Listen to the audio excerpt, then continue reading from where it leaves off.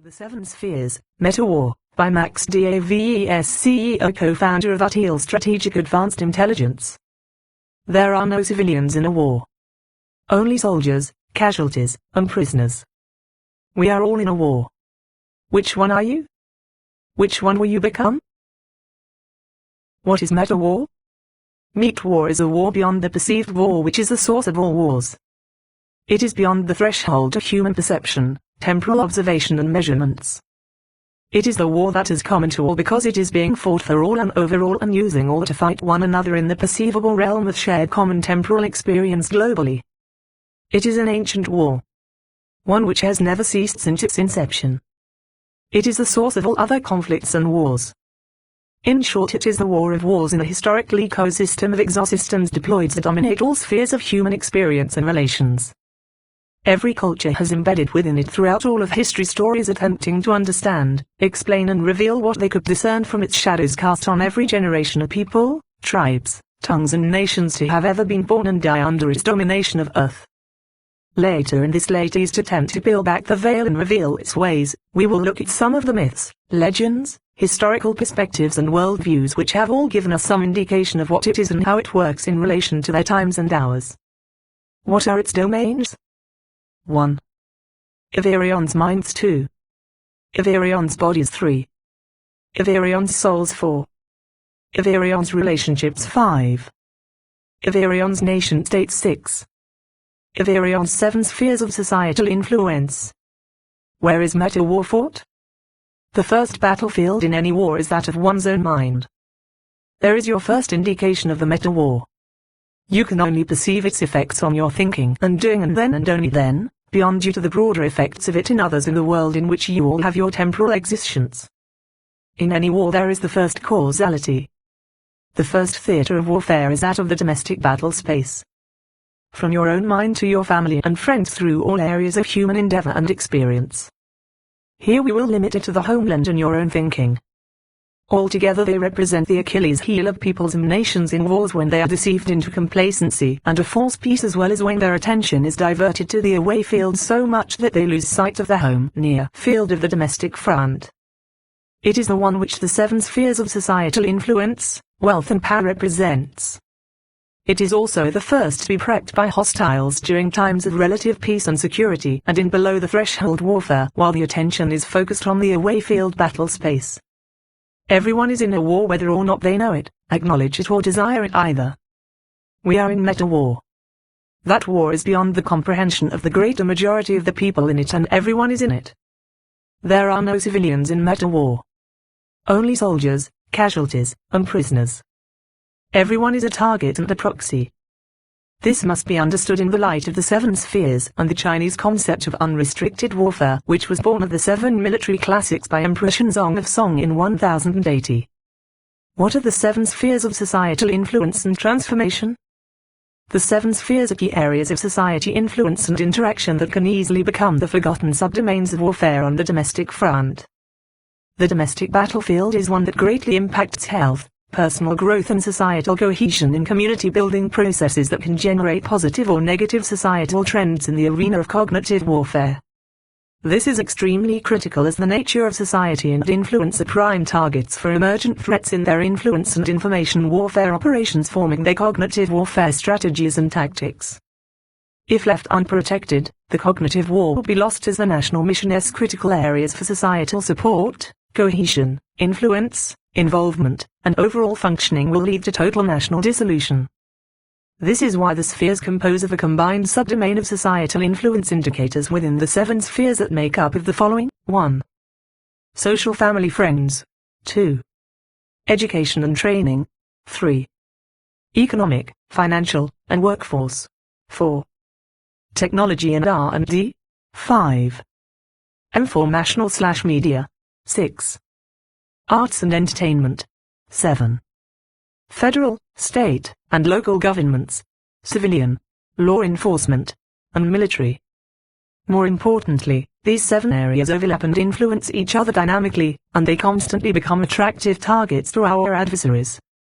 These are the areas that have been long targeted by hostile actors who wish to deceive, divert, distort, divide and destroy national cohesion and consensus on addressing problems while poisoning what maintains a healthy, functioning, free and prosperous nation. These 7 spheres are also the key areas where we must operate in cognitive warfare to turn the tide. This will not be simply through use of technology. It will be a much greater and complex thing to do. We will be getting into means and methods of fighting against the threats in the 7 spheres in the second half of this white paper. Meanwhile, think on the following as a hostile influence weaponized process flow. Triggered response modality, 1. Distort 2. Deceive 3. Distrust 4. Divert 5. Divide 6. Degrade 7. Dependence 8. Devour and destroy. Problem, societal cohesion fracturing, negative transformation. Transactional transformational and relational entropy, cultural vulnerabilities matrix. Transactional relationships are only as good as trust in those relationships. They are essentially an economic approach to social interaction. This lends itself to distortion which corrupted relationship into a more mercantilistic approach to how we treat and see one another. This has aided in the erosion of authentic mutually beneficial trusted relationships which are necessary for cohesion in society. Socio-economic transactionalism transformed into psychosocial mercantilism which led to the malady of the hypersubjectivism of the individual eroding authenticity, trust in cohesive community. This paradigm moved to identity crisis and a loss of a sense of worldview, family and group affiliation, creating a vulnerability over time to the weaponizing of demographics by hostile influences, which ultimately fractured and balkanized the national mythos and sense of authentic patriotism as tribalism along socio-economic and political and decontextualized distorted worldviews. From cohesion to fractured demographical tribalism. Tribalism replaced the concern for the broader community of communities, being the national cohesion. This has been further fueled from politicized and worldview internal triggering and external fueling. Domestic and foreign machinations and manipulations have combined with the proliferation of social media, incentive models based on numbers, and the distorted social marketing means and methods which amplify the need of user to hyper-competition for views and followers for monetization of their content. This led to the demographical balkanization and sensational tabloidation of news and information by users and organizations alike. When wedded to postmodern thinking, pre-existing entropy in citizens' critical thinking and lack of digital media literacy, the perfect storm of ignorance and vulnerabilities created the present environment of confusion, chaos, division and conflict. Here we also have the complexity of psychosocial cascade effects that impacts neurological and cognitive impairment cycle seen in such maladies as confirmation bias feedback blowback loops. These two have spread to all of the 7 spheres of society, aggregating and amplifying the macro effects of all contributing factors. See cultural effects of postmodern thought. See the tyranny of competing interests and dictatorial personal preferences. See the effects and implications of weaponized pharmaco and market forces. See the confirmation bias blowback cycle. Being that we have developed as an overtly overly hyper-transactional society at the expense of the authentic relational focused community, the commodification of the social constructs and mercantilistic distorting of our relationship and communities has increased the fragility of cohesion and vulnerabilities to hostile influences in our society. The means and methods of this are more than just technological. The technological means are a type weapons delivery system. Platforms are only as good as their creators and users. The exploitation of them are a function of pre-existing conditions or rather vulnerabilities, resident in all 3. That is where the complexity grows and the desire to treat symptoms becomes the temptation at the expense of the root causality.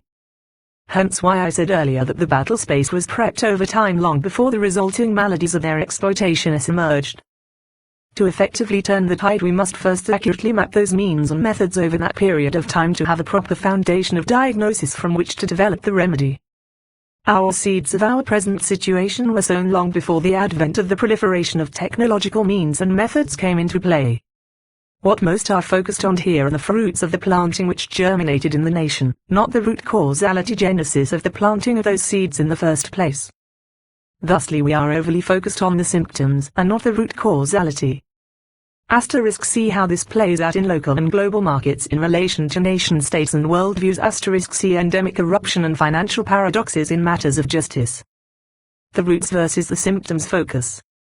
focusing on the symptoms rather than stabilizing the spread of the symptoms and dealing with root causality, leads us to apply the wrong thinking and its underlying misapplication of the knowledge base. This causes us to use the wrong means and methods to address both the symptoms and root causality, furthering the severity of both, fueling more poorly conceived reactions. For this reason we must think differently and be humble in what our various tools, technologies, understanding and capabilities are actually able to do. We must be willing to be cogent in identifying what is the wise course of action. In this process we would in fact be taking the very journey which will reveal the very things we can and cannot do to stem the tide of national entropy, as we see that we are already experiencing it ourselves in our own minds and perceptions. We will have to get know ourselves individually and organizationally beyond our own preconceived notions, preferences and biases. This will require brutal realism about ourselves, our organizations, our nation and the greater global environment. It will not be easy, but it will be necessary. Integrated awareness perspective and the paradox of terror thinking. Nothing happens in a vacuum. All things have their proper context and ripple effects through the entirety of the whole. We have to think in terms of the unity of both domestic policy and foreign policy, as well as the away game and home game, in the same way strategic and tactical integrated to work as one.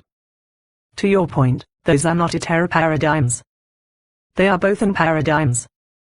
What allows for the seeds of division and destruction to be sown, nurtured and bear fruit in society is seen in how the influence operations and cultural entropy were prepared for them.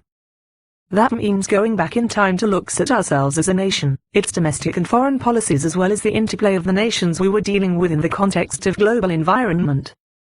That global environment is increasingly disordered and chaotic. The seven heads of chaos. Shnumat, the maddening sea dragon goddess of chaos, is always lurking about, seeking to take advantage of the confusion. This metaphorical dragon desires to use the chaos to distort, deceive, divert, divide and destroy by causing tumult in and between the sea of the peoples, tribes and nations. This is likewise true regarding matters of government. I would say that this is as much the target as is the peoples and tribes. All this we are seeing presently.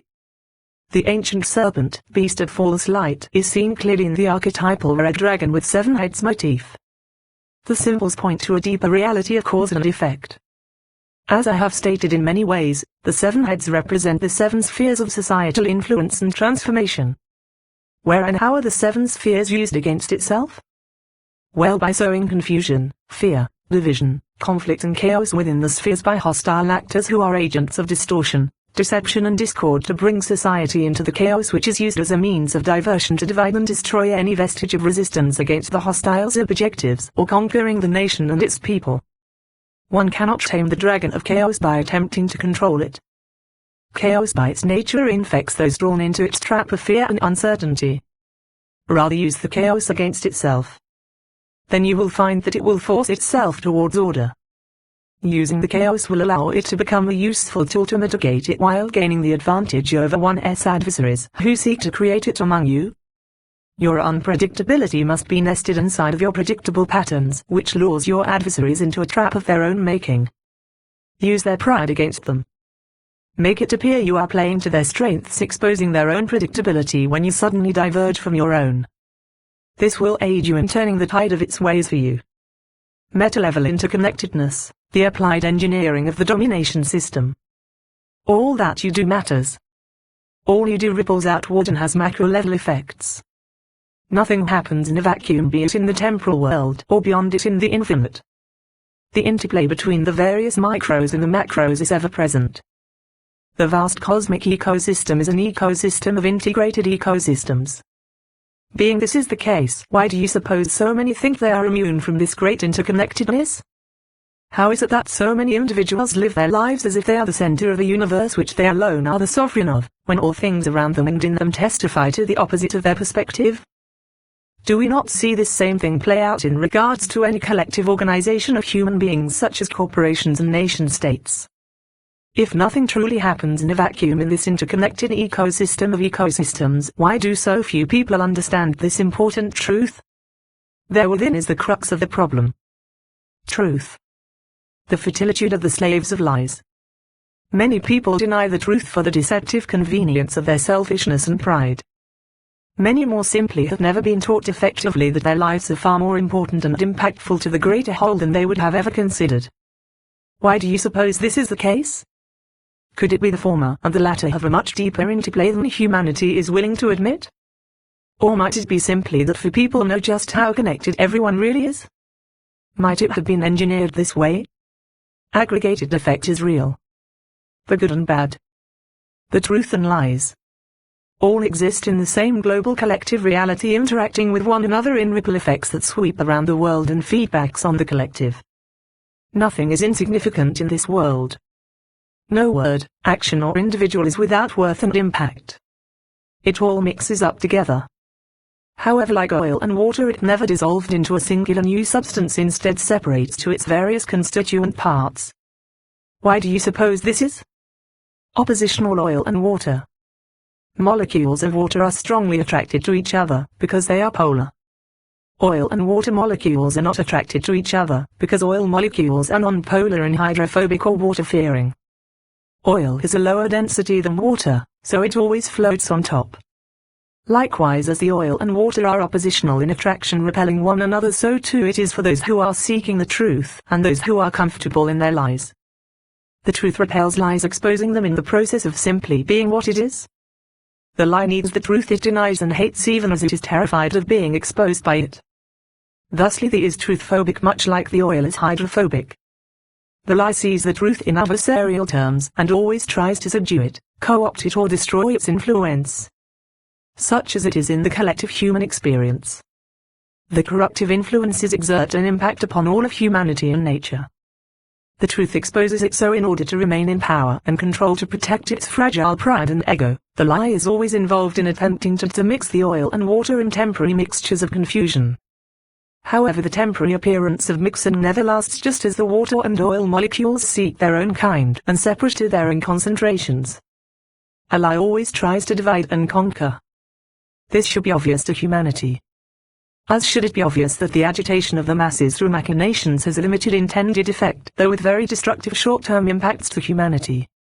Just as agitating a container filled with water and oil will cause the appearance of mixing to the eye, beyond the appearance is the actual effect. The concentrations of oil and water are simply just dispersed in one another in smaller dispersed concentrations. Likewise, in the sea of peoples and nations, it is why these machinationists, those deceivers in the lie, see it necessary to introduce dispersant ideological and situational additives to the water and oil of society to create a constant agitation of the populace. They do this as a means of deception intended to divide, conquer and keep the people embroiled in conflict to be more easily conquered through diversionary methods and means. After all, a poisoned, confused, divided and embattled humanity is one easily enslaved than used for selfish gain while strengthening one's power and control over them. See the art of war here.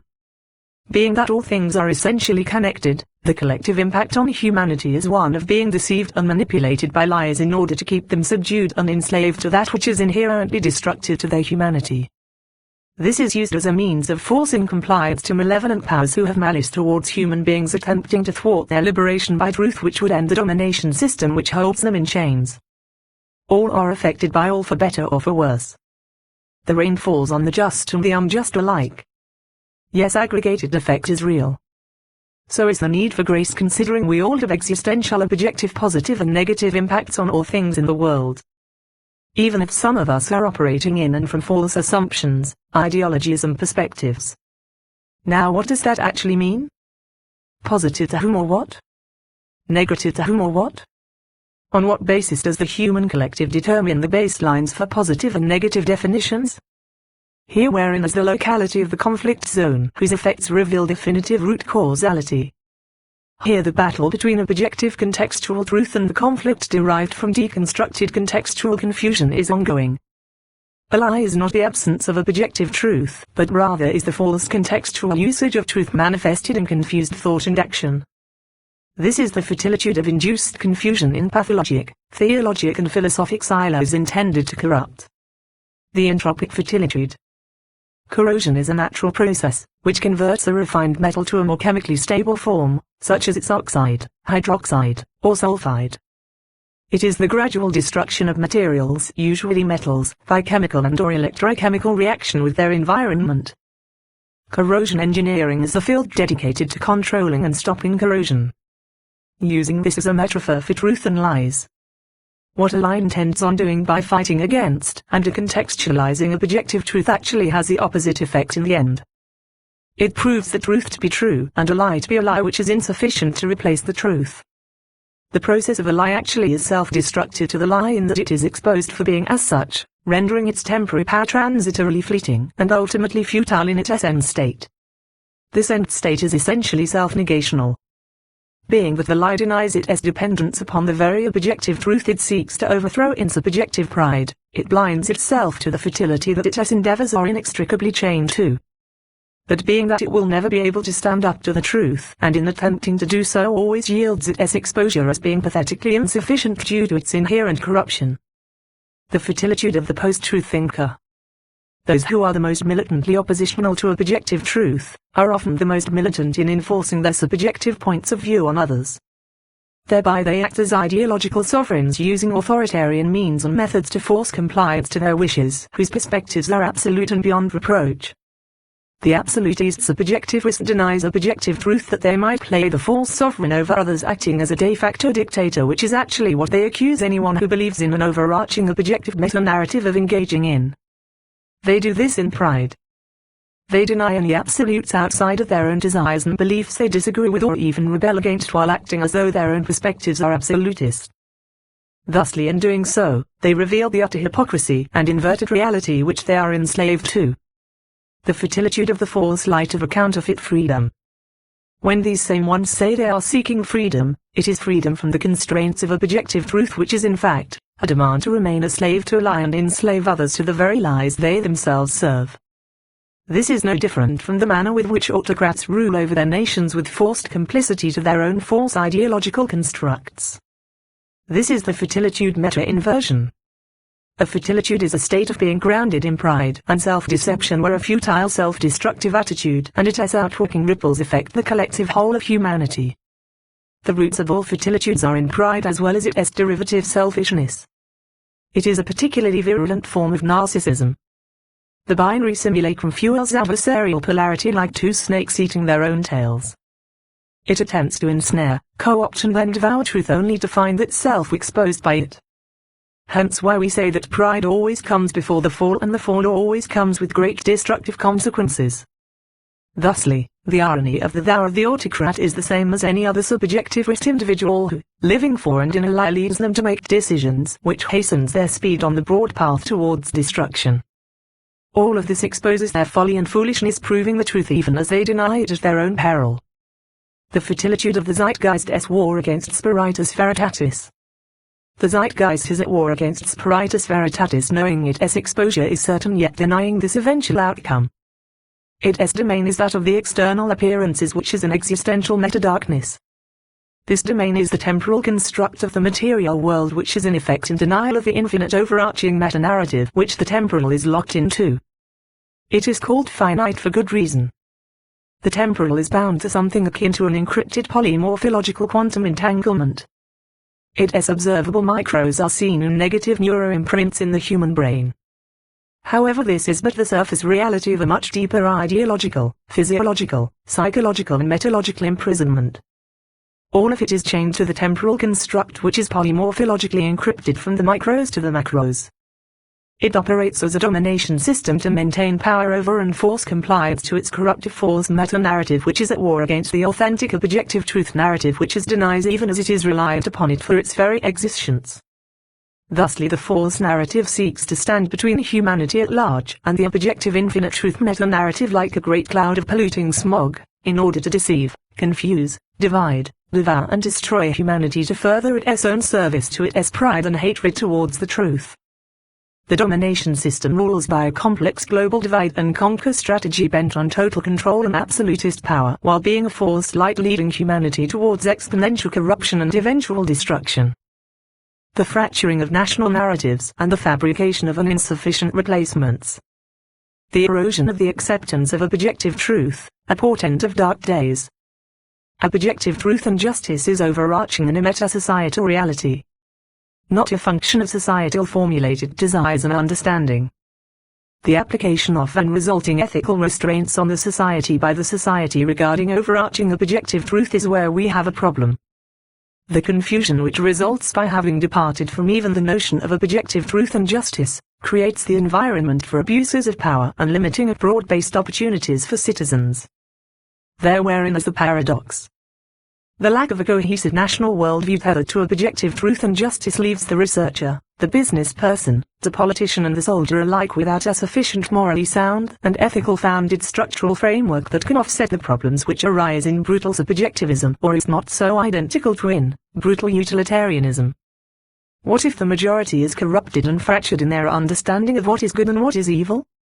What is birthed is a state of confusion, forced conformity, bitterness and insanity. The People's Republic of Absurdum Absinthium. Dum usus vis rebus non discussion de personalize preferences. The same goes with small groups who decide that their subjective point of view supersedes that of the majority or even rationality. What this leads to is the tyranny of personal preferences and their codification into societal institutions by the dictatorial elitists, who play the role of the priests and priestesses of the not-so-new cult of self. The rise to preeminence of a deified me, myself and I pantheon then seeks to consolidate their adherents, though seeking cajole them into action against all that previously had been accepted in upholding society when it was still viable and sane. They gain favor with their cultified constituencies by elevating weaponized subjectivism and person preferences to the high holy status of compelled doctrine and unquestionable dogma. Having raised the degenerate to absurd heights in the public discourse and centers of power, they next embark upon a systematic war of attrition against any perceived vestiges of the prior societal norms which they deem as a threat against their absolutist personal autonomy which reigns, in their thinking at least, as the sole sovereign power over all things. The cult of the new religion needs a potentate externalized from their projections which can reflect their own glory back upon them. Now here is where the pageantry of their individual and collective delusions of grandeur hit the wall of reality. Being that each is entitled to be both their own potentate and follower, finding actual consensus breaks down to a point of utter maddening paralysis. The paralysis as such makes toxic any hope to move the nation, much less these pitiful souls' cult of personal preferences, forward towards any meaningful actionable plan that might have success solving the most pressing national problems. Why is this? Well, in lie of the banality of majoring on the minors where they might find some level of agreement, their only option is retreat back to each one as one sovereign will, however incongruent their peers it may be. Such is a recipe for disillusionment, dissolution and ultimately fracturing of the illusion of cohesion which was but a shadowy counterfeit of that which they sought to replace when they embarked upon their great crusade to begin with. You see, the problem with such a worldview is that personal preferences are not sufficient to build a cohesive social contract with based on anything resembling a firm foundation from which to build one's power base. They are called personal preferences for a reason. A preference is not a transferable objective concept. Nor is it bound to being static. Preferences are subject to change at the whim of the individual. Transience is an abject, absurd thing on which to build a lasting social contract with. After all, each person has their own preferences which are also all subject to transience, thusly not providing for anything but temporary and fractured cohesion with which to achieve a necessary unified movement that can achieve and maintain absolute power over the society. Moral and ethical restraints can undo fracture in such a vacuum, leading to abuses of people, position, opportunities and power.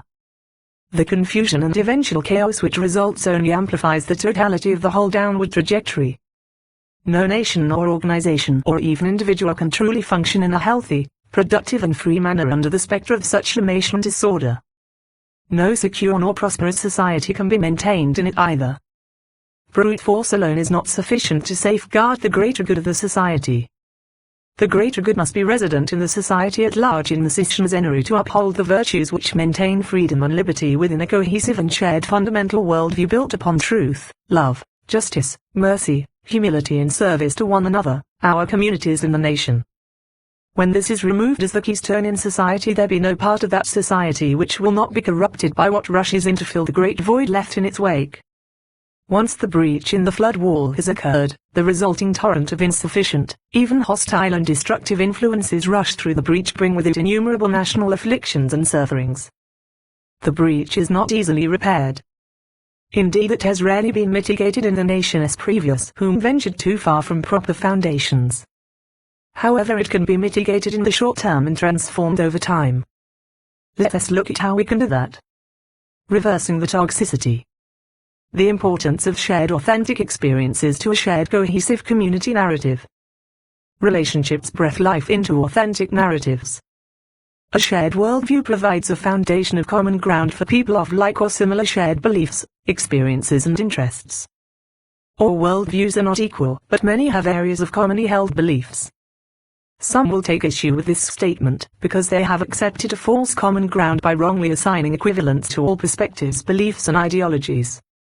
They will say that all religions are the same, ignoring the fact that if all religions were in fact the same, there would not be multiple religions, but rather one singular one with uniformity of beliefs. This would of course be delusional. Every religion is so precisely because of their differences regardless of shared commonalities in various aspects. Each religion claims some form of exclusivity based upon internally accepted differentiations, or else they would be assimilated by others. Those who try to smooth out these differences are engaging in a particular form of projected worldview homogenization, which is often called syncretism. Interestingly, syncretism has its etymological origin in the Cretan word, synkretizane, meaning unite against a third party. Now what do you suppose this third party is? Well, in this case it would be against a third party of the original contextual accuracy of the various things being united falsely on faulty grounds. This means they have to water down the essentials of each component to be amalgamated into the new harmonized and unified structure. To do this, the syncretists have to dilute each component down and make alterations to them sufficient enough to create the appearance of sameness to fit their narratives. In doing so, they actually distort and deny parts of these systems of belief, deconstructionism, in order to reconstruct within the intended syncretized uniformity to fit their personal wishes without regard to the logic or respect of those who are within those various belief systems. So it can be said that the syncretists are actually attempting to create an alternative version of the actual things in order to unite them against the truth of the original things. Being that they have to water those belief systems down to achieve the unified soft amalgam, then you construct is even weaker than those components, and their individual strengths and weaknesses were to begin with. These kinds of ideological constructs are subject to short duration lifespans due to accelerated entropic effects born of both the means and methods used to manufacture it in the first place. They are in effect making a copy of a copy with successive copy weakening further. Likewise, nothing disarms false narratives like that of looking at them in reverse, seeing them as potential projections from the source, exposing what of themselves are doing, have done or are planning to do. Unfounded accusations reveal the fears of the accusers projected. They often point out the reflection of themselves in the visage of others, which triggers their fear of being exposed. In other cases, the source of the accusations are deceived by false information or by confirmation bias, which is born from deceptions and faulty perceptions, triggering a fight or flight response.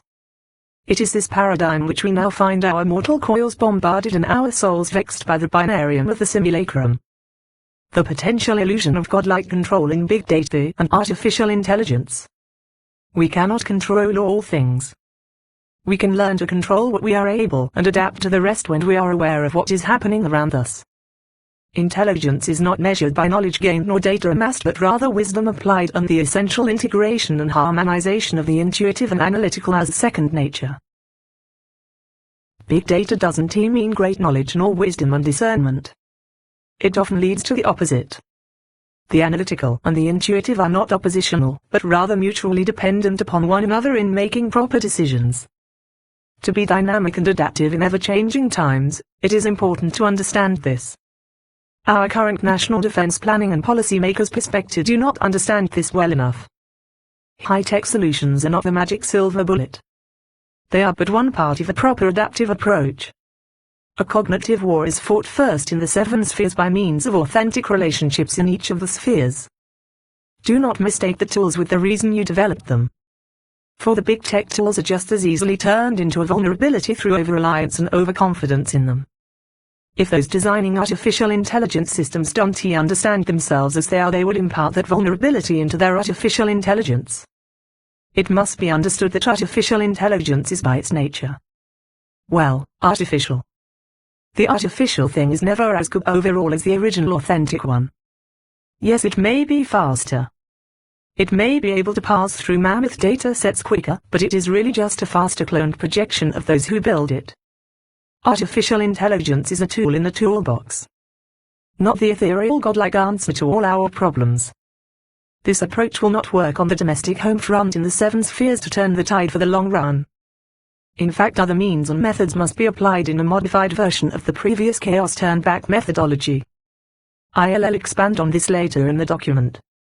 How we develop artificial intelligence and apply its usage will have a great impact on all the seven spheres in our nation and around the world. I will provide an entire paper on this specific issue separate from our discussion here. Let us stay focused on the topic at hand. Know thyself, know thy greatest foe and greatest ally. As it is for people, so too it is for organizations and nations. The not knowing thyself paradox in regards to artificial intelligence. Now consider this. If you know not one's own personal insufficiencies and vulnerabilities, or if you deny them in favor of your pride, you are in fact corrupt due to that denial and pride, making you more vulnerable to corrupting influences, increasing your blind spots while still learning more information. It is in applying the information that the real problem begins to emerge. You cannot learn from your mistakes if you are in denial of them. You cannot even identify your mistakes if you are lacking in discernment and humility. Likewise, you cannot see the vulnerabilities and increasing fragility in them because of your prior insufficient perception and corruptible condition. More knowledge will not bandage this gaping wound over time. It will only lead to further and faster degeneration.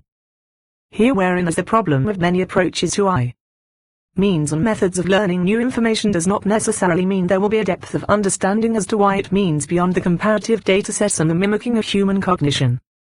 There is always the meta.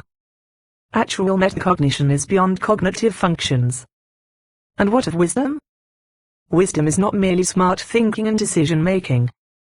That is merely a lower-order form of applied analytical processes to datasets. Wisdom is seen in its outcomes over time. How do you suppose you will measure it proactively being limited to linear time? Are you going to build a time machine also in order to prove the outcomes before you choose a course of action? Gamification can present potential outcomes, not absolute outcomes absolutely. Gamification is an approximation of a certain set of variables over a given period of time through projective reasoning. Probabilities are not potential outcomes, not proven outcomes. To live one's life in such a manner is a prison of attempted micromanagement of one's personal environment and those innumerable variables around you at any given time. It leads to mental illness and fear. How is that a wise course of living life? It isn't. Uncertainty is part of the human experience. Applied higher order wisdom is gained from past and present and intuitively projected upon the future. Some things are universal truths which hold up and are proven over time, but their outcomes. However, even these truths presuppose the individual applying them understands them and applies them in their true context to remain as such. That is difficult to do with absolute accuracy, being that we are subject to misapplication of them due to our own lack of understanding. As I have said, gained knowledge does not mean it is properly understood knowledge, nor rightly obtained or applied knowledge. Here again we have a conundrum. Higher order wisdom is more than just learned knowledge and experience-driven application. It is also intuitive in nature, which is a metalogical concept beyond immediate testability by available means. This is one reason such wisdom is rare among human beings. So what of the meta in regards to these things? Meta-reality is by its nature beyond the immediate testable, observable and obtainable knowledge-based reality. It is in the other than category. It is a higher order of perception, where the intuition and analytical fuse into another state of perception not limited solely to knowledge obtained, observed or measurable by means and methods used to authenticate and validate. Some might even call it where the infinite spiritual and the temporal realms meet and that boundary of temporality is breached in its linearity into the beyond reality. It crosses over the linear into the non-linear boundaries of time and space. It is beyond linear constructs, means and methods of perception. It becomes a matter of trust and faith that may not conform to accepted norms of verification before applied. That is not, as some would have you believe, a matter of formulaic mechanics. It is beyond it. So how do you trust what is beyond your ability to comprehend or test without having to put your faith in it? You can Thusly why I say if you wish to use I rightly you must understand both your own and its limitations when put against the actual metaspherical reality which those building it cannot see, nor test nor comprehend, though they wish to build a machine which can. The cognitive battle space is first one which is in the metasphere, meaning beyond the psychosocial, technospherical measurable and observable realm of human and technological perception threshold, though it affects those mentioned areas. You cannot assume the effects of something is the something that is causing the effects. So if you cannot perceive nor test beyond effectual evidence of that elusive thing, in this case being the metacausality, how would you know if you found it? How would you know your eye had found it? Here the paradox is that you cannot. You must trust that it is with no means or methods in which to verify it. That is faith. So you are in a sense putting your faith in something to tell you something you cannot verify using your own intellect and intuition that you built from your own intellect and projective intuition. Yes, it may be faster, but that does not mean it is better reasoning or more intuitive or accurate now, does it? Isn't that rather like ceding your actual self to the reflection of it in the mirror, with the only difference being the reflection is faster? Which has more potential depth of understanding in this case? You are the reflection of you projected outward from your psyche onto the mirror, which returns the reflection of your image back to you. Isn't that rather like self-confirmation bias? So how do you presume to overcome the inherent projective nature of all human being created by using a created thing made by a human being to tell you? Data is data. Calculations are calculations. Sentience is another thing altogether. Being sentient does not mean being wiser or more accurate in real-world thinking, understanding, perception or effectiveness of applied knowledge. It can, however, increase the complexity of one's ability to deceive one's self. Now here is the big deal.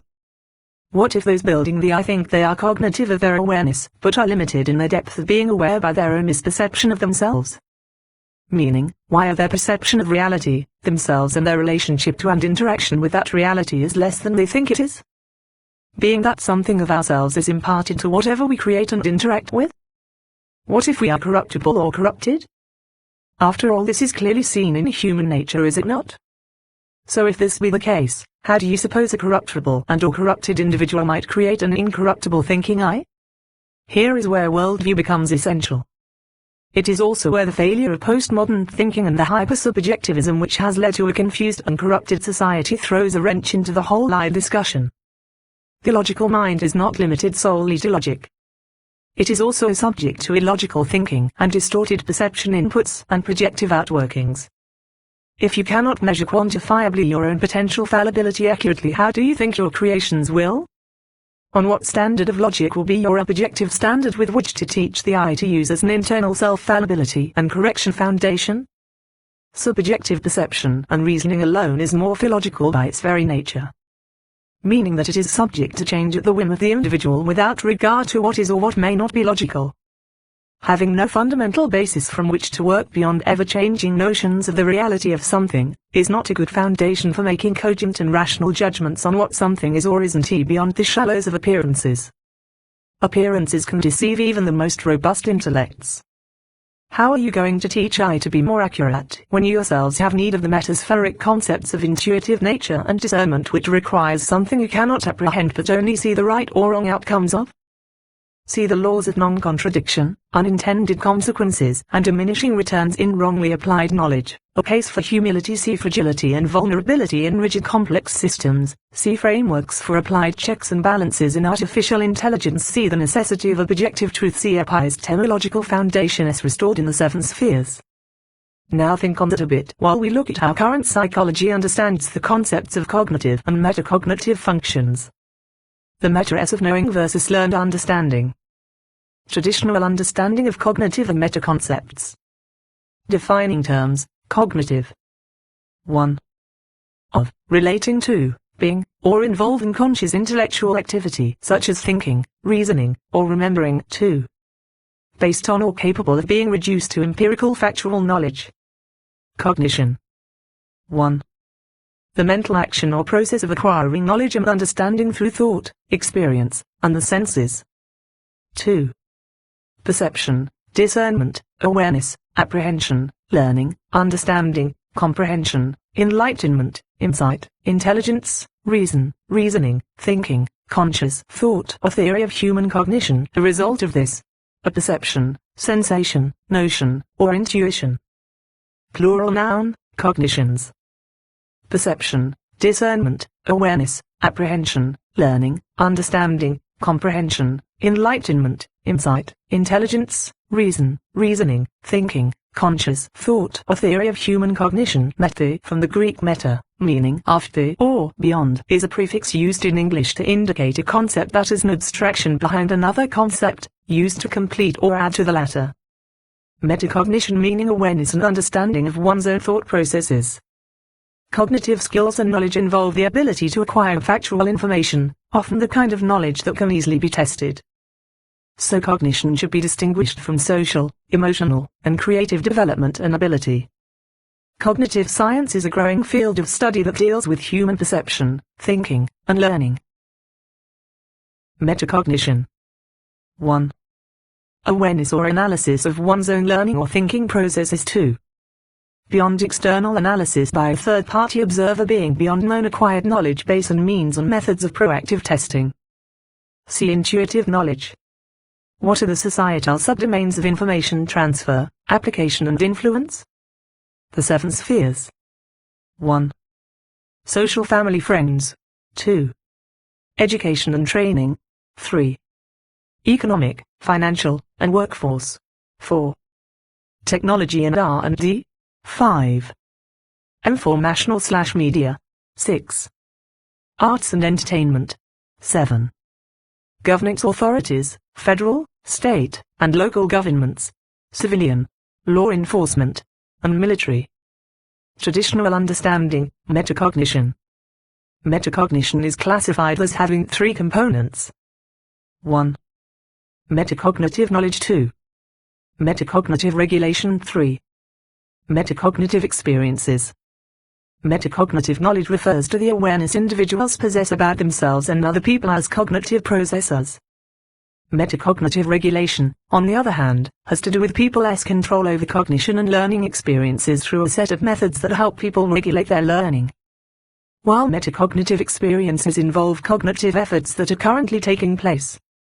Aside from these 3 components, metacognition also has 3 different types of metacognitive knowledge. 1. Declarative knowledge. 2. Procedural knowledge. 3. Conditional knowledge. Declarative knowledge refers to the factual information that one knows, and can both be spoken or written. This is also the knowledge about oneself as a learner and about what factors can influence one's performance. Procedural knowledge comprises information on how to do something or how to perform the procedural steps that make up a task. A high degree of procedural knowledge allows individuals to perform tasks more automatically through a variety of strategies. Conditional knowledge, on the other hand, refers to the knowledge about when to use a procedure, skill, or strategy or when not to, information as to why a procedure works and under what conditions it works, in addition to why one procedure is better than another. Such knowledge affords the individual a chance to assign resources when using strategies. I would add 2 others. Intuitive knowledge, being temporal innate instinctual knowledge. Some might call this natural resident understanding without having to obtain through experience nor pathways of learning. It can be associated with intellectual and/or mechanical abilities that are somehow transferred from family history and physical transmissions genetically. Meta-intuitive knowledge, being innate and ethereal or rather spiritual dynamic flows of knowledge that supersede the ability of natural innate and/or temporal means and methods to explain, sourcing yet testable and verifiable in validity and proofs over time and/or against known knowledge. How do all of these interact with and are transmitted? What do the 7 spheres nest in? The metasphere. I suggest that all of these traditional definitions are based on an insufficient understanding and a subsequent misapplication of them due to a detachment from the very concept of the metasphere, where the following mix and merge. 1. Knowledge. 2. Psychosocial. 3. Physiological. 4. Philosophical. 5. Spiritual. 6. Intuition. 7. Logical reasoning. The meta is not accessible nor understandable in its interaction with the observable, measurable and testable temporal realm through temporal engineered means, methods and systems. It is a manner of having a meta-worldview. The metasphere called by numerous names from religious, secular, psychological, sociological, philosophical and scientific points of view. Many have overlapping characteristics and similarities while denying or downplaying the essential point of view from the others.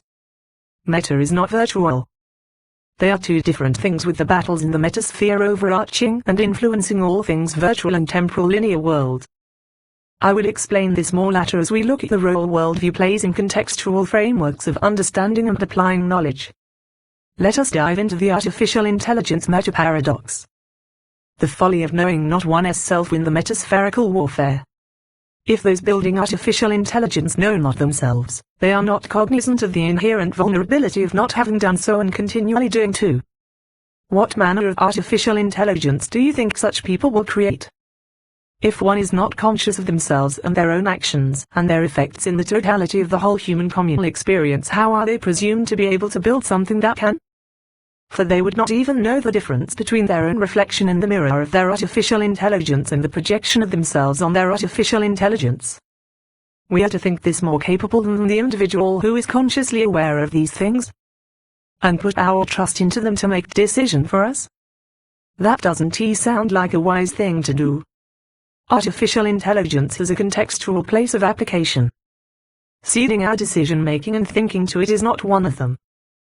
Perhaps this would be a good time to go watch Logan's Run, taking some time to consider at a greater depth the implications of people and societies ceding their most human traits, that being reason, to a machine in which they place their trust and faith in to do the reasoning for them. Polymathic versus linear SILD points of view. All things are not knowable, nor are all things predictable. This will be the case with I as well. In trying to know and predict everything, one loses sight of what is knowable and predictable. Adaptive thinking and doing is more like surfing the waves and being aware of patterns in real time while remaining attentive to the dynamically changing conditions one is in. This is why it is called situational awareness. The surfboard is not more important than he who guides it. Don't let the tools of the trade become more important than the people who must use them. Likewise, it is for strategic and tactical planning as it is also for the operational realities. Adaptive modularity in planning, training and application makes for more flexible options and faster decision-making. Those who are strategically minded must be cross-trained in tactical necessity that their strategies might become more actionable at the tactical levels. So too it is for the inverse, that both might more properly integrate both from planning to implementation. This creates a stronger team culture. It is also makes for better planning and operational effectiveness. Nothing happens in a vacuum. So why do so many think that the strategic and the tactical planners are two different things when they are actually two dependent integrated parts of one another? Institutional culture and bureaucratic SILD thinking, that is why. Here we will circle around to root causality. Part 1, Technocracy or Dystopia? Root causality, the malicious code of human pride on the building of the matrix. Long ago I learned that if one is to actually endeavor to solve complex problems, one must be willing to be brutally vigilant in identifying the actual problems which one intends on solving. I also learned that it is important to view the reality of such a process from the strategic macros and the tactical micros in order to have a more accurate integrated point of view. Deductive and inductive reasoning alone is not sufficient. Both must be applied in their rightfully intended context at each systematic level of an ecosystem analysis. Simply put, one must see not only the forest and trees individually and are a singular whole, but also see how both are in an exponentially greater context of the concentric rings of the broader interconnected ecosystem. The complexities scale quickly in doing so. However, so do the potential consequences of not doing so and tinkering with the micros, not thinking about the effects on the macro. The same is true in its opposite. Nothing occurs in a vacuum. One might consider chaos theory and butterfly effect as examples here. Likewise, I utilize a similar approach when peering into the cyber ecosystem and its human ecosystem interplay. Understanding technical systems is not enough. One must understand as best as one is able the complexities of our shared human condition and the various organizational constructs we humans are so ingenious at creating. As I said, nothing occurs in a vacuum. Being that we human created the internet and have continued innovating with it and on it to address cyberspace without including the human foundations and functionalities within it simply are not sufficient in providing a proper diagnosis for the problems in the technosphere. Considering the pervasiveness of the internet in our daily lives, it should not shock us that its influences, both good and bad, on the very foundations of human civilization is now a matter which no one can truly ignore rationally. The impacts upon our social interactions, education, communications, entertainment, economics and politics are ever before us in ever-increasing intensity. So too it is with the emergence into the public and private consciousness of glaring cybersecurity and cognitive warfare issues infecting our once hopeful digital utopian dreams. We are waking up to find our dream of a new digital Eden, predicated upon the grand promises of science and technology, quickly becoming a potentially catastrophic dystopian nightmare. The necessity of proper contextual awareness and frameworks. Knowledge in and of itself is not the issue. As I have said, it is context which is. A good idea put into the wrong context can have terrible consequences. It also can lead to unforeseen positive breakthroughs that reveal a deeper contextual reality that otherwise would not have been discovered. Hence a proper analysis helps to bring to light the potential benefits and liabilities in a testable contextual framework. Missing the forest for the trees, inductive logic and the micros. Being that level 1 thinking is by nature inductive and can become myopic. Inductive logic applied wrongly tends towards a reductionistic logic that operates in a more subjective vacuum.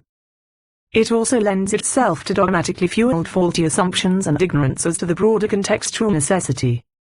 It is vulnerable to disinformation, out-of-context information and hyper-emotionality. Reductive logic oversimplifies contextual realities while denying deductive reasoning. What I call reductive logic knowingly chooses to subjectively ignore information which doesn't conform to their wishes without regard to a truthfulness nor a breaking of their own logical framework. It is where the projective false narrative births from. Missing the trees for the forest, deductive logic and the macro view. The deductive logical approach tends towards level 2 industry-specific ecosystems or a half-measured level 3 macronational integrated ecosystem failing to design and plan for the boots-on-the-ground level 1 operational necessities. This can create real-world practical issues at the level 1 operational layer. Those problems at the micros are due to a lack of a proper thinking through of the tactical day-to-day implementation interplay between the various levels. Seeing the forest and the trees, the awareness perspective of the contextual unity of deductive and inductive logic. Both inductive, the trees, and deductive, the forest, are needed to address the micros and macros of a realistic strategy, operational tactical protocols and procedures as well as a clearly defined actionable operationally deployable integration policy. Defining the current problem. The overarching issues of human reasoning are those of how we use ontological and epistemological frameworks in the perception, understanding and applying of knowledge in a proper integrated context. Nothing happens in a vacuum, thusly we must look at this conceptual plan from a more comprehensive unified integration of inductive and deductive logic in evaluating its feasibility and possibly necessity. So we will take a Google Earth-like look at the micros and macros of how it would work, knowing from the start that it will still be but an overview of both as we zoom in and out to see the interplay between both. So how does this have anything to do with technology and cyber issues? Human nature and the nature of its machines. If the human network has vulnerabilities due to ignorance, pride and other maladies, what made us think that we could build a global digital network without truly building in security in the first place? Root-level causality is most often found in the foundations of a thing. As ingenious and incredibly beautiful in its conceptualization, the foundations of the Internet were flawed from the beginning in both guiding ideologies and fundamental design. Nothing built upon an insufficient foundation would endure functionally beyond the amount of entropic seeding built into it from the start. No one would knowing or logically intend to build a house on an insufficient foundation, much less a skyscraper. Well, we have built an entire global system which is growing both exponentially in use and in entropic malady.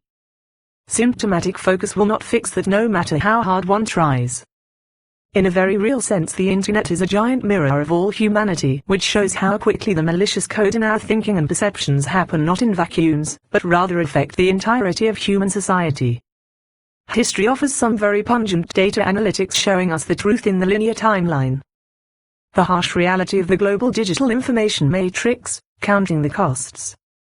Current band-aid development cycles to fix something that only grows to be more problematic is a Sisyphean death spiral. Why? There are many reasons. The failure of the current iteration of the free market approach to solve the problems. The idea that the free market will innovate the Internet out of its seemingly infinite security issues is at best misguided and at worst dangerous denial of the reality of the current and future predicament. In fact, it is a corruption of the free market economies and its short-term next quarter enforced thinking that has actually helped create the problem. If you despite this, I urge you to drive through any suburbia in America and look closely at what passes for logical urban planning and design. You will find an insane mixture of confusing parking lots, strip malls and congested streets, all seemingly designed in a vacuum, not considering the actual organic flow of people and their vehicles. The discontinuity is amazing in its ability to frustrate and perplex suburbanites daily as they adventure out into the chaos to do their daily shuffle. It often takes 15 to 20 min to simply go 100 yards to an adjoining destination due to the medieval-like hodgepodge of drainage moats and disconnected roads. Yes, this is what silo single quad-DD mentalities, poor design, terrible urban policy planning and unbridled development looks like in the golden age of free market crony capitalism. It provides an apt example as to the haphazardness with which the free market approach functions when logical thinking is sacrificed to quick turnaround expediency and short-term thinking. It works but not very well. So too it is with the evolution of the internet and how cybersecurity has adapted to meet its often chaotic, confused and at times illogical development. Now the problems are seeing what not having a legitimate comprehensive internet strategic plan has birthed. Something akin to fighting the invasive Kudzu plant. Yet another example of good intentions gone wrong. So back to the subject at hand. The failure of the free market to actually address the problems of the internet at the root causality level. How do you suppose the financial trend line looks considering the present and predicted threatscape? Now consider these assertions in light of the 7 spheres of society influence. The trend lines. Exponential financial and development resources are being burned up in reacting to threats. Even proactive measures are still reactive in nature due to the fact the foundational issues of the entire internet are themselves not designed with security. Again, root causality. Let us continue onward towards the rabbit hole. The cost of dealing with the ever-growing morphological threatscape go up exponentially while the costs of creating a threat is going down at an even more exponentially faster pace. It doesn't take an actuary or building full of economists and accountants to see the folly in following that unsustainable trend line. If that were your cousin Vinny drinking booze and banging his veins with opiates, you would say he is on the downward spiral heading towards a terminal bottom. Nevertheless, let's continue to follow the trend line and flesh the logic out. Misapplication of knowledge and tools. Saving the real world and real people with artificial intelligence. Some believe artificial intelligence will fix it. It merely one tool that can be brought to bear upon the problems. Wisdom demands one does a SWOT analysis on how introduced and deployed innovations might affect the upward and downward causal effect cascades. I think one of the big problems with widespread integration of industrial-scale deployment of artificial intelligence is the fact that it is built with same methods and technology as the global internet is. If one is not securable at present, what does that say about the vulnerabilities already present in artificial intelligence? From its inception, nothing is designed, built and deployed in a vacuum. This seems to be a difficult concept for people to grasp in the age of the me, myself and I paradigm. One has to consider these realities in a more expansive manner. All decisions and actions have a macro effect and consequences in some way. Thinking through what those could be is wisdom. Not doing so is a fool's errand. Artificial intelligence is a tool in the toolbox. Not the entire toolbox as some postulate. The tool is not greater than the tool maker. When the tool maker elevates the tool over him or herself, they corrupt themselves, the very idea of the tool and its actual rational usage. Would you prefer an artificial diamond over a real diamond? Which one is more valuable? The organic complexities and dynamism of real human intelligence is not boiled down to algorithms. Artificial is what it is. A mimicry of the authentic, and by its nature not as robust as some people might suggest it is. Though it is as fragile and vulnerable as those who create it on faulty foundations. Artificial intelligence and the human condition. Yet despite the rational hesitancy of many technocrats, there is a growing number of cybernetic devotees and evangelists who proclaim artificial intelligence as the savior of both the woes of the internet and humanity itself. However, this too is folly. As I said earlier, one major flaw in this thinking is the very reason the internet is in atrophy from corruption both within and externally. Here worldview really counts. A basic denial of the corruptibility of the human condition. Thusly we cannot create something without something of ourselves being infused into it. Humans built the internet. It has glaring flaws. We are also building artificial intelligence. Which is modeled on what? The very same type of learning modalities used by us to build it in the first place. And who is the artificial intelligence learning from? Well, us, of course. It is folly to think we can use human programming of artificial intelligence to program itself to fix the very thing it is made of. That being exploitable vulnerable programming and the corresponding networks and devices that even now are wormwooded with flaws. If the starting point is corrupt, what do you think the mathematical outcomes will be? And how about the actual real aggregated effects upon human civilization? What does history say about what corruption brings about in the human experience? Dive deeper on the artificial intelligence issue in another chapter here. Time for contemplation. Take a deep breath and consider what I'm saying. Step back and take a long look at how well we as humanity are doing with one another in the real world. Relationally, informationally, politically, economically, environmentally, and the list goes on. If we cannot face ourselves and our own corruption individually and collectively, what makes anyone think that we can build a global artificial intelligence that can face itself? Particularly when it is birthed from us and our own ways? Exponential growth in internet use and amounts of new data. Now apply that to the colossal amounts of new data we humans are daily injecting into the networks, not to mention adding all of the mistakes and errors made unintentionally. Then add to that the fact that there quite possibly are 400,000 hackers and hacker wannabes in the world who are using the same learning modalities to figure out how to manipulate those networks for various intents. A great deal of that intent is malicious in nature. Think about what that last phrase said. Intent is malicious in nature. A type of human nature or propensity that is corruptive in effect and destructive in potential outcomes. Add to that the militarization of the technology by nearly every nation on Earth as well as many companies and organizations. The Internet of Things paradox. Then mix into those problems the revolution, adding billions of new network connections with those numbers expected to scale exponentially. Now of course these devices add to the myriad of exploitable complexities inherent in the macros down through the micros. The virtues of the no-so-free market ordain that profit rules supreme even in the development and production of more such devices to satiate manufactured consumer demand without a thought given in most cases to the security of those devices within the framework of the broader digital ecosystem. In our rush to create a digital Eden fashioned in our own image, we have failed to take into account our own human miscues. We have seen fit to conveniently ignore the realities of short-term thinking and the cascade effects of its outworking. Of man and machine, the cybernetic human convergence. Now add to that bleak reality that some in the technocratic elite are also moving fast forward to integrate human biotech hybridization and integration by plugging humans directly into the artificial intelligence and global networks to make man and man's machines one.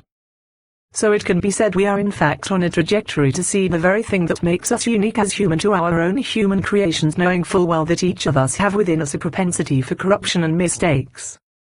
Proclaiming ourselves to be wise and intellectually astute, we have become blind fools chasing after the wind only to find ourselves in a sandstorm of silicon and binary code. Is this not the pinnacle of irrationality in human history? Yet still we rationalize the trend line, thinking we can escape the very logic which we corrupt to become the architects of our own demise. In our arrogance we refuse to admit our own pride. We like drunken fools stagger down the road to oblivion, proclaiming our supreme intellects and genius even as we degrade ourselves by bending the knee to the very things we create. And we call the abolition of our humanity the evolution of humanity. How very foolish we are, denying our Creator to become the creator of the very things which are given over to our corruption just like ourselves. Blue pill or red pill? It is still a bitter pill to swallow either way. But we love pills, don't we? No doubt many are getting seriously agitated now if, like you, they have gotten this far. You are free to take the blue pill and pretend your reading of this article never happened, or take the red one and go further down the rabbit hole to discover what you are actually living in. Here we arrive to the roots of the malady. The problem is not the technology nor the knowledge behind it, but rather the fundamental worldview guiding its application and the propensity of human nature towards corruption and being self-deceptive in pride, hubris and avarice. Worldview matters. The misapplication of knowledge unhinged from wisdom is born in denial. A denial of the stark reality of what the human condition apart from our Creator truly devolved into. Who is our Creator? God. Yes, the very one of Judeo-Christian thought. It is not mere mythos. Nor is the degenerative pathos guiding the atrophying logic of those who would have you believe that humanity is evolving to a higher state of consciousness by becoming one with the machines. Yet, I suppose if you consider becoming assimilated into the future Borg and ceding your humanity to the planned global mind of the artificial intelligence as evolved, then by all means do so. But allow me to ask you, what is greater than artificial intelligence? Well, authentic human intelligence after all. Who is building the artificial intelligence? Well, humans using their intelligence. Even greater than human intelligence is the source of all intelligence. The very Creator God who made us in His image and endowed us with both intellect and free will. Yet free will does allow for a denial of the source of one's own intelligence at the cost of corrupting it. Thusly, one who might consider building something like artificial intelligence then turning themselves over to it are in effect no different than the ancient pagans who cut a tree down, carved it into an idol of a god and then worshipped it. Doesn't sound like highly evolved thinking or doing to me.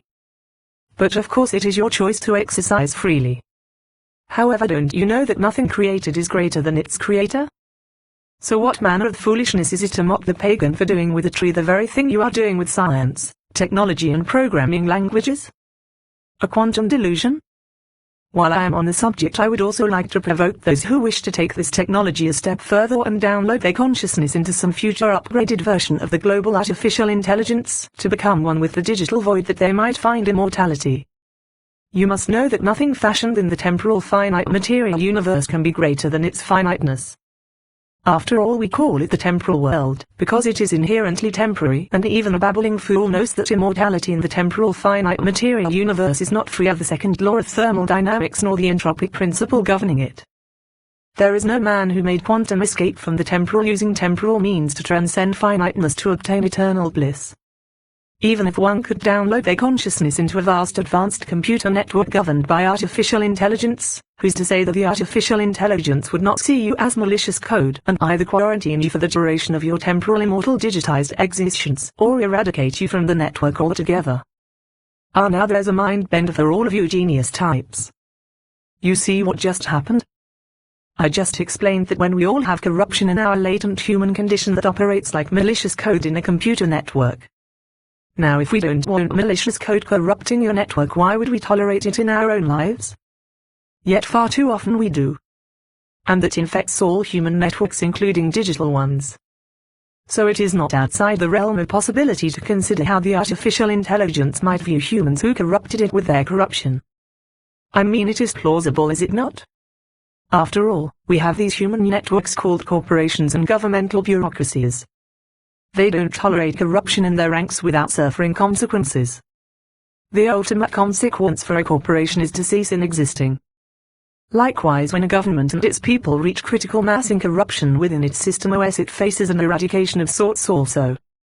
The founding fathers of America understood their own individual propensity towards corruption and were cogent as to this reality in regards to the tyranny that empires have historically stumbled into. That is precisely why they attempted to learn from the course of human events throughout history that they might learn its lessons in the forming of this nation. The result? Our form of government, which was designed to restrain corruption to a degree that it might provide fertile ground for freedom and liberty, is granted to a people oriented in heart and mind towards truth, love, justice, mercy and humility from contrite hearts.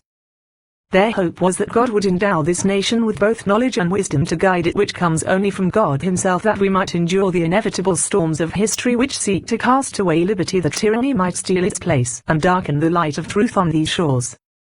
Simply put, they were concerned as to the entropic effects of corruption within the human condition upon freedom and the self-restraint and responsibilities which are so easily soiled by it.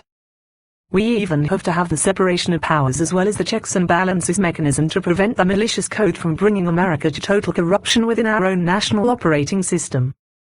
Lest we forget, we also have a judicial system within it to discern if a citizen needs to be quarantined in prison. A few of them are actually eradicated from the system altogether. We call that a death sentence. How ironic that individuals wishing to escape mortal death would want to be downloaded into a computer network governed by something which has the rigidity programming languages which must confine themselves to laws and protocols and process typed into existence by one's own peers. Now look around. Do you really trust your peers in science and technology so much that you would actually hand your immortality over to them? Now think about it. For more reading on this subject from me, go here. Now I will address this in greater detail later in part 2, although I warn you that you might ought to take some time to defrag your mental hard drives and re-index all your thinking before you do read it. But this too is anathema to many who will read this. I can hear the accusations and mockers already. You are free to do so, however that will not change the reality of the predicament. In fact, engaging in such infantile behaviors will only prove my point even more dramatically to the broader readership. Now, sit down, pour a stiff drink and relax. Exercise your free will to think over what I'm actually telling you here. Before we can move on to the actual solutioneering stage, we must all breath. Yes, breath in and breath out the frustration and quite possibly anger some of you might be feeling. The technological reality is a mirror of the vulnerabilities to corruption resident in human nature. Those who are charged with dealing with infosec see this interplay daily. This is no different across all the 7 spheres of society. There is a way through the perilous dark night of the soul which these times have brought to our nation and the world at large. As it is for people, so too it is with all people conceive and make. As it is for people, so too it is for nations. Respectfully, Max DAVES.